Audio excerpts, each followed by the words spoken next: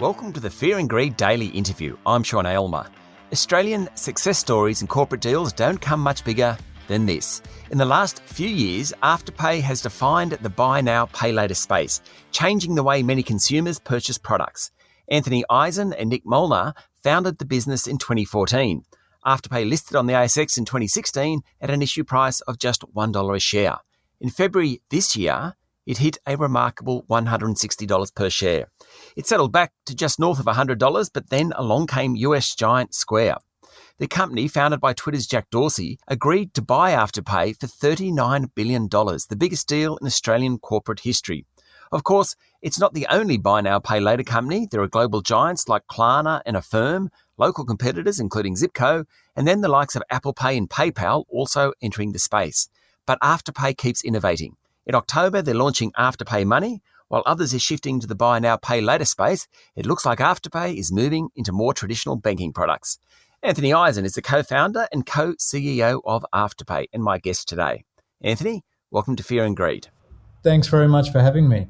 So, 2 weeks on, you've just sold the business for $39 billion. How does it feel? Oh, look, we're really excited about the proposition of working with Square. We think they're an incredible global company driven by leaders that are incredible in their own right. From Nick Molnar and my perspective, the alignment of vision and passion and just founding principles was so on point when we met and discussed things, obviously, in a lot of detail. We think that it's hugely complementary and gives us a springboard really just to keep developing our unique value proposition globally in an accelerated way. So we're hugely excited about the proposition. I think you've just answered this question. It was why you did it, but it is to actually take the next leap up. Is that right? Yeah.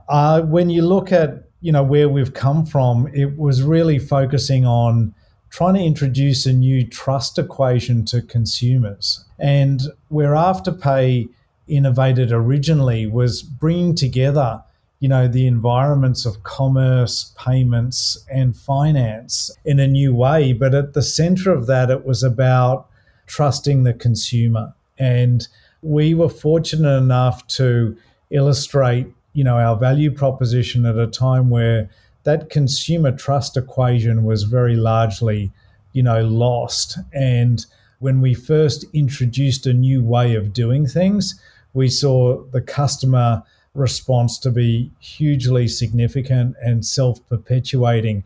That's really gained speed over the last few years, not only in terms of how we've developed in Australia, but very much so in the US and globally. It is about continuing with that evolution. Afterpay was never merely a transaction engine to process payments. It was about how did you introduce a new way for consumers to be treated very fairly and to create a win-win environment between consumers and merchants. That gives rise to a whole lot of evolution opportunities. So yes, very much so, we see it as an acceleration of that pathway. Okay, who actually came up with the idea?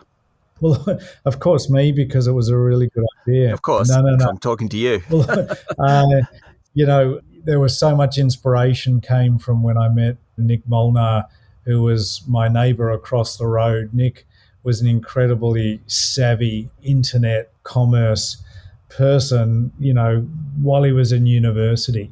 Nick toyed around with a whole lot of different ideas when he was trying to come into the workforce, and I was fortunate enough to be friendly with him, straight off the bat. Again, just serendipitously being neighbours across the road, but he was incredible. We just talked about a whole lot of different business models.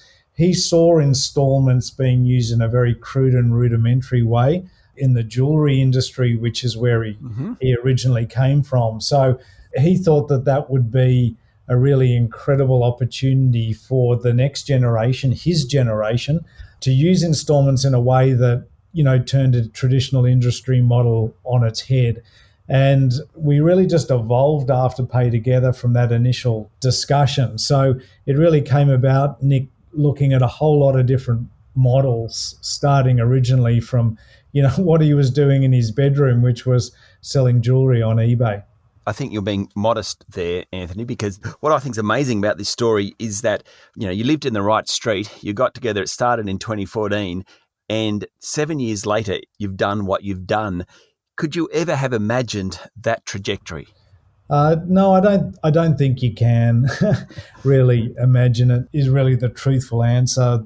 The huge privilege that comes with our journey is I'm quite a bit older than Nick, but it was the first time in my career where we tried to launch something without actually working out all the business model characteristics in advance. It was really about wanting to introduce something that turned a traditional model that was broken on its head. And, when you have that type of motivation, it allows for not only just great collaboration, but a whole spirit of really talented people, even though at the start it was a very small handful, to come together with a passion. Why our team woke up every morning and just worked their guts out for a place on, well before it was the world stage, but just a right to exist in Australia was from that passion and motivation. So, that probably is what stands out to me more than everything else. And when you see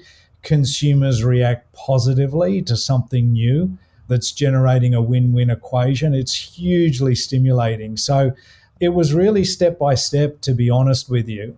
But it's incredible when you see a drip turn into a flood and you're onto something because you're having that consumer impact. No doubt you had a vision and you had people working incredibly hard, but probably the difference with Afterpay, it actually had a product that people really, really wanted, more than most other products that are produced or manufactured. When did you suddenly realize, you think, we are onto something here? What was that point? Yeah, it was pretty early in the piece, actually, because you can imagine when you come up with a new concept and you go to a retailer and say, look, this is what we've got in mind. We think consumers have never had the right relationship with point of sale finance before. We want to turn that completely on its head. We want to protect consumers in the meantime. We don't want them to pay anything extra. By the way, you're going to pay us a fee instead of the consumer, but that's going to work really well for you because, if you abide by these principles of trust and service as opposed to selling a product, they're going to really love you for it, and they're going to come back again and again, and you'll sell more and your brand will be better off for it. And they used to say, well, Nick and Anthony, that sounds terrific, but we don't believe you. So as you do right at the start, you say, well, look, let's forget about the contract. Let's install it. And if it doesn't work, guys, just turn it off. Yep. That was literally the way that we approached it at the start. What was fabulous was, a few smaller retailers at the time that have become big businesses, one of which is called Princess Polly, which is run by some incredible people, really just gave us a go. And we saw the consumer reaction pretty much straight away.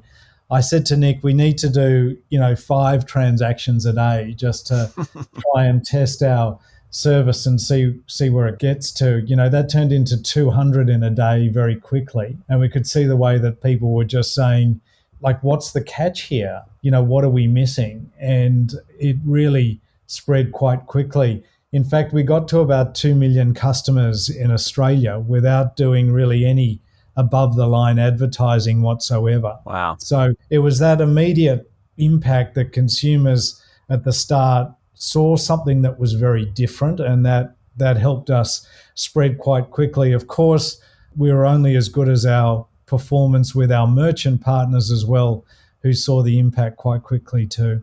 But they must have come, because I can remember seeing the Afterpay emblem suddenly appearing in my local shopping centre a few years ago, and I had never heard of Afterpay at the time.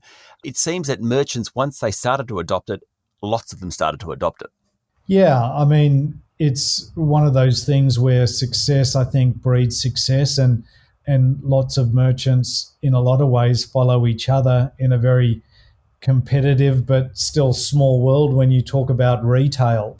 The thing that was really powerful for us in our conversations and the whole way that we've built our company is that we didn't come from finance. We didn't come from payments. We came from commerce, and understanding that what we were building was a platform that connected merchants with the next generation of consumer.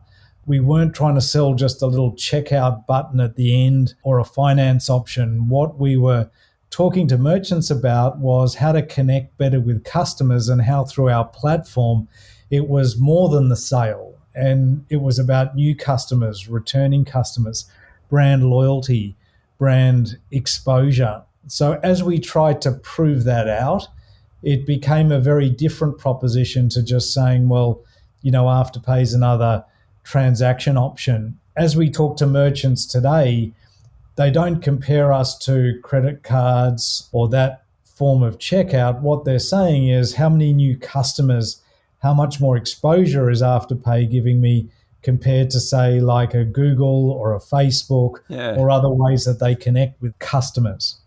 Stay with me, Anthony. We'll be back in a minute.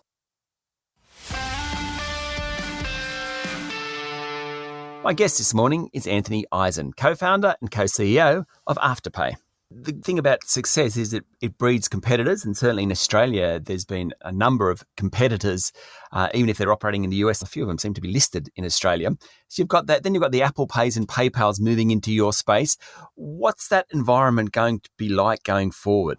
Yeah, I mean, look, competition, as you say, has been a factor of life from the very beginning. In a lot of ways, it's actually reinforced the significance of the sector, which we view as a good thing, because you can see quite plainly over the last 3 or 4 years, just the small thing that we started here in Australia has now become very globally recognised.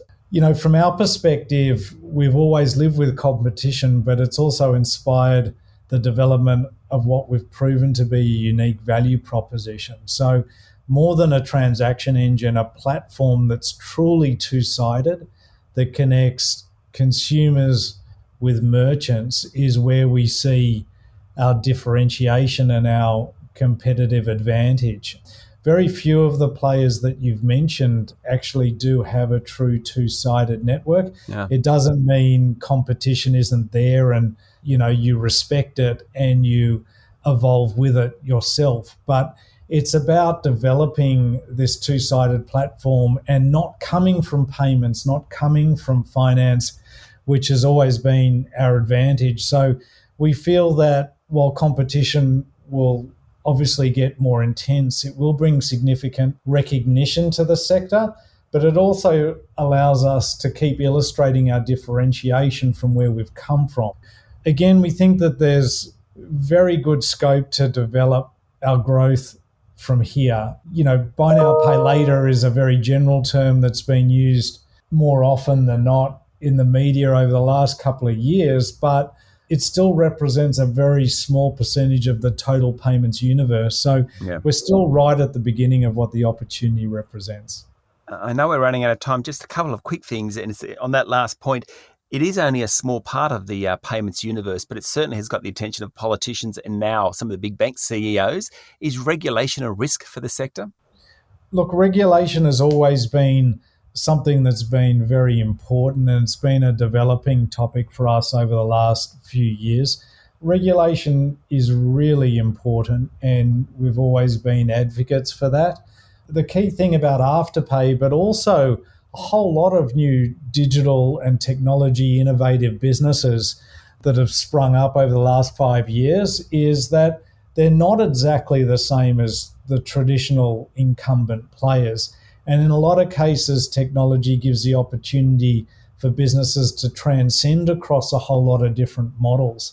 Regulation should always protect the consumer, but what's very critical is that regulation does adapt with new models that are appearing in the economy if they're benefiting for consumers. So it's really about trying to develop fit-for-purpose regulation as opposed to not having it. It's very important, but it's important that it also evolves and it's appropriate. And just quickly, Afterpay Money, you did a deal with Westpac. It looked to me from outside like you were sort of moving more into traditional banking services. I'm not sure how the Square deal fits into all that, but what was it just in your thinking in terms of actually moving, as I saw it, more into traditional sort of credit services? Yeah, well, look, the key thing we established with Afterpay was this equation called trust with the consumer, which I said was broken before. We've spent thousands of hours speaking to our consumers, and we've heard very clearly that, they feel let down by the arrangements of the past.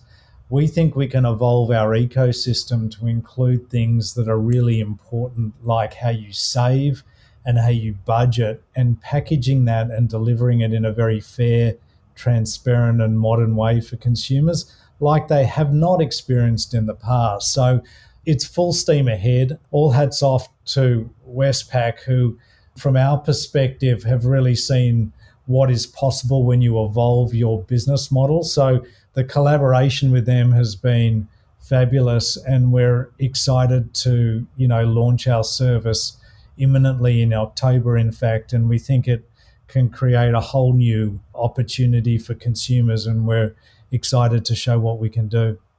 Of course, I should have asked this, and just a very quick one, jobs. I mean, if any time that a company is taken over, and Afterpay's got a pretty decent workforce now, what happens to all those people who are working Afterpay now?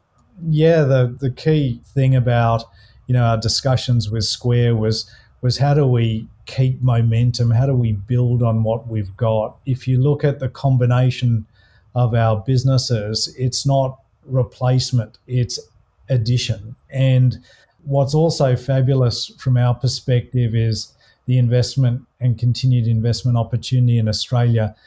Square's biggest market outside North America is in fact Australia. So we employ hundreds of people here and intend to employ hundreds more. So in combination, we think our investment in Australia and Australia Tech, our community here, will be stronger with the combination, and we're excited to deliver on that promise.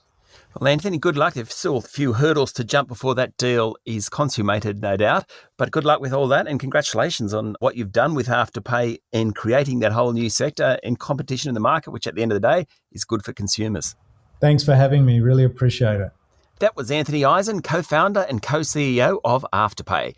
This is the Fear and Greed Daily Interview. Join me every morning for the full Fear and Greed podcast with all the business news you need to know. I'm Sean Aylmer. Enjoy your day.